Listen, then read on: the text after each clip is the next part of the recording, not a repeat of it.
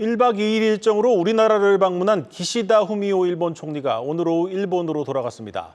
윤석열 대통령과 정상회담을 가진 기시다 총리는 국내 경제단체장들도 만나 사실상 단절됐던 한일 경제교류에 물꼬도 텄습니다. 자세한 내용 경제부 임동진 기자와 얘기 나눠보겠습니다.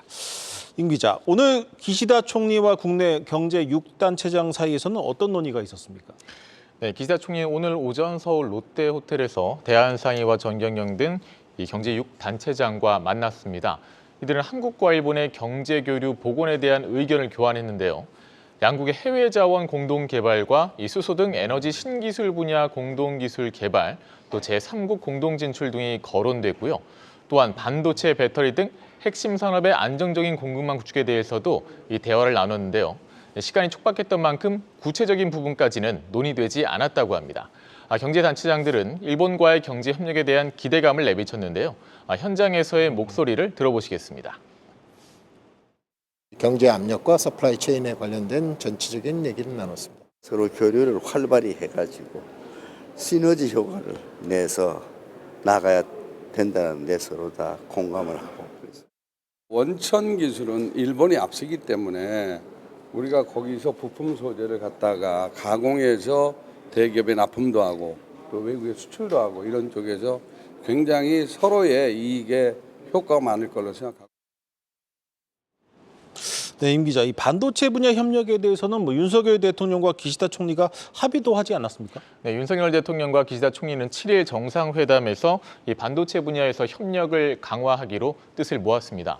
윤 대통령은 공동 기자회견에서 이 경제협력과 관련해 기시다 총리와 한국의 반도체 제조업체와 일본의 우수한 소우장 기업들이 함께 견고한 반도체 공급망을 구축할 수 있도록 공조를 강화하자는 데 의견이 일치했다고 밝혔습니다.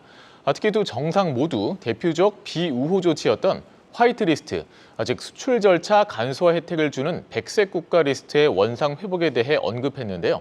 앞서 일본이 지난 3월 반도체 관련 세계 품목에 대한 수출 규제를 철회한 만큼 이제 한국에 대한 수출 규제는 모두 해제된 것입니다. 두 정상은 반도체 외에도 우주, 양자, 인공지능, 또 디지털 바이오, 미래 소재 등 첨단 과학기술 분야에 대한 연구 개발에 대해서도 협력하기로 했습니다.